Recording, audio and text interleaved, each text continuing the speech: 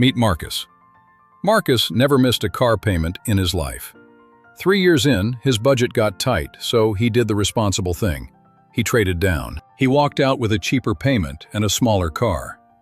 He also walked out owing $2,500 on a car that was no longer his. Not a fee, not a penalty. The leftover debt from the car he just handed over quietly bolted onto the next one. And Marcus is not unusual.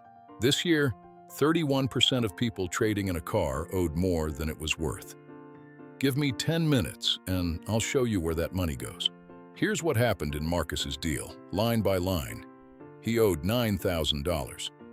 The dealer valued his car at $6,500. That's a $2,500 hole. Somebody has to fill it. And Marcus doesn't have $2,500, which is why he's trading down. So the dealer offers the fix. Add it to the new loan. One signature, hole filled, everyone smiles. On paper, it works beautifully. His payment genuinely went down. That part isn't a trick. The trick is what happened to the loan to make it fall while the debt went up. The term got longer. That's it. That's the whole magic trick. Spread a bigger number over more months and the monthly figure shrinks.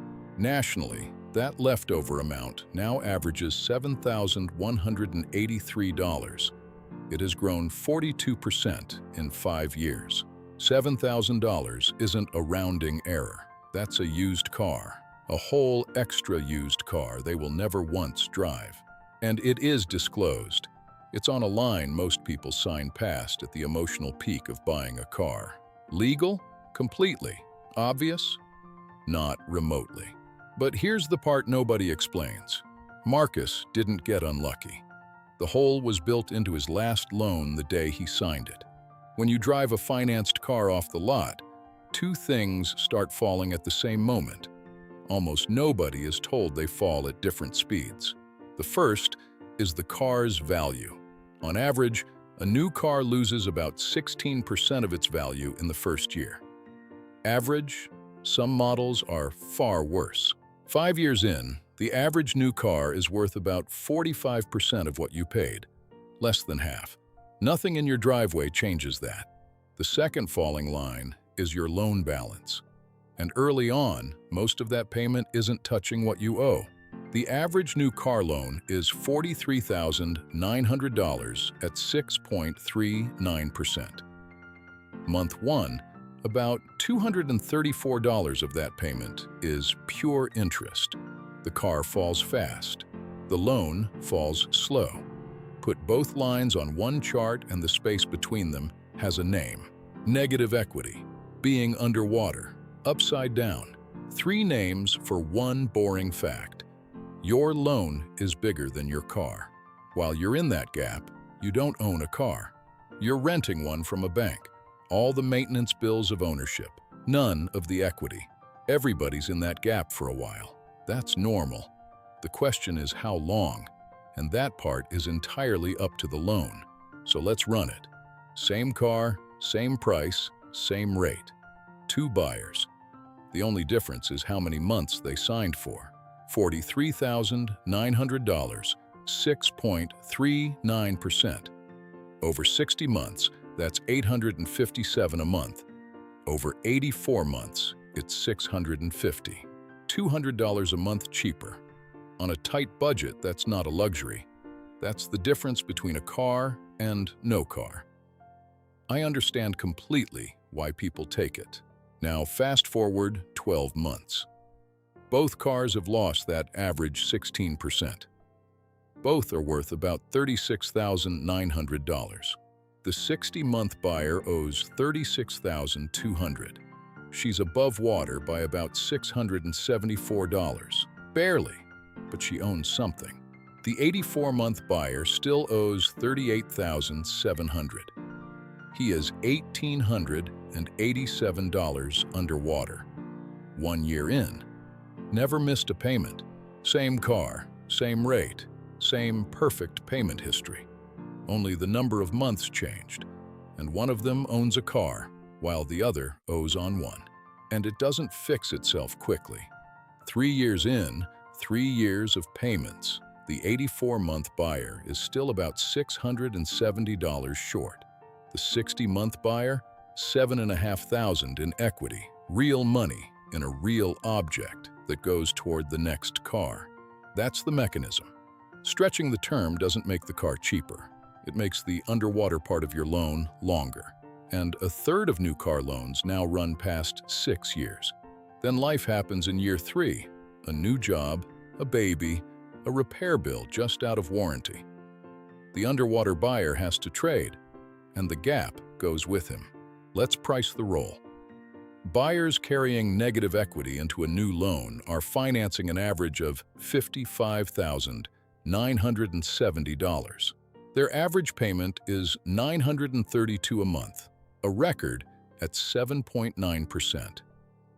Notice that rate, higher than average, because they're borrowing more against less. That loan costs $15,490 in interest.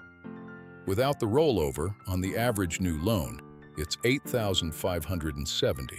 And the $7,183 of old car, that's about $120 a month, and roughly $1,979 in interest. $2,000 of interest on a car in someone else's driveway. You're paying rent on a memory. Now the part that actually hurts.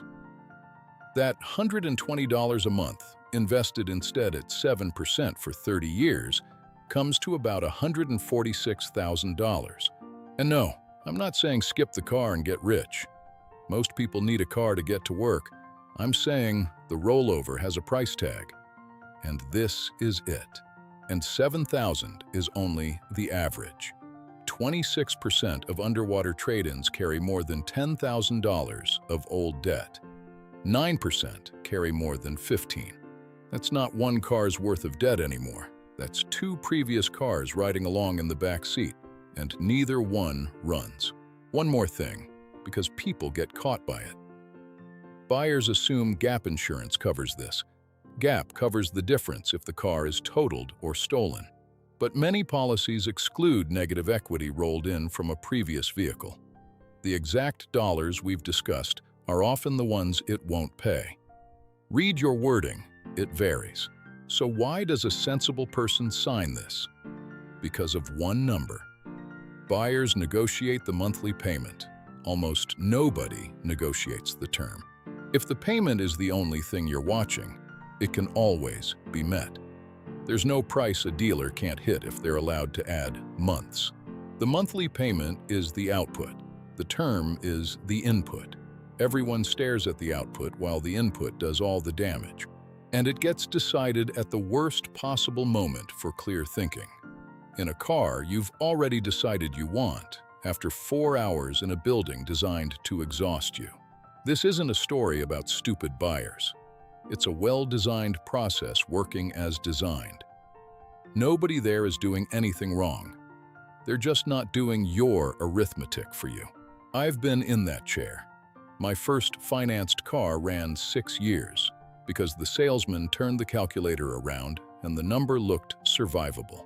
It was also expensive, and I didn't work out which until year 4.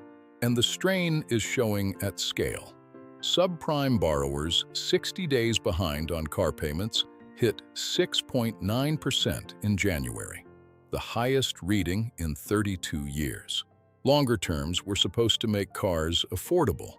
What they actually did was move the problem to the year you try to leave. So here's what the math is telling you. Not what to do, what the numbers mean when you see them. First, 2 numbers decide everything, and you can get both before you leave the house. What your current car is worth and what you'd owe to pay it off today. Subtract one from the other, and you know your number before anyone quotes a payment. A surprise in the finance office is only a surprise if you skip that subtraction. Second, a down payment isn't a formality. It starts your loan below the value line instead of above it. It buys equity on day 1. Third, the term decides when you cross into owning the thing. Shorter term, higher payment, earlier crossover. Not an opinion, just where the lines meet. And fourth, the uncomfortable one. If a car only fits your budget at 84 months, the arithmetic isn't judging you. It's telling you the car costs more than the budget holds. That's information, not a verdict. A cheaper car at 60 months and a nicer car at 84 are different financial products, and only one lets you leave when you want. And if you're already underwater, plenty of people watching are, and that's normal, the useful move is to stop the clock. Keeping the car until the lines cross is the cheapest thing you can do. Every month you keep it, the loan falls and depreciation slows. Time does the work. It's the only part of this where doing nothing wins. So back to Marcus and the $2,500 he's still paying for a car he waved goodbye to. Did Marcus get scammed? No. Did he make a mistake? Not really. He made a decision with one number when it needed two. That's all negative equity ever is. The difference between the buyer with $7,000 in equity and the buyer with $7,000 in debt was never income. It was knowing which line to look at. Now you know. If this made the finance office look less magical, subscribe. That's the whole channel, taking the mystery out of the math. Next video. The minimum payment on your credit card.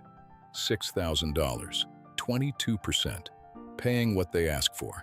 11 years and $10,000 in interest. Same trick, smaller print. Quick reminder, I'm not a financial advisor, and this isn't financial advice. It's education. Numbers like returns and rates are historical averages and current estimates. Your situation is your own. Do your research or talk to a professional before moving money.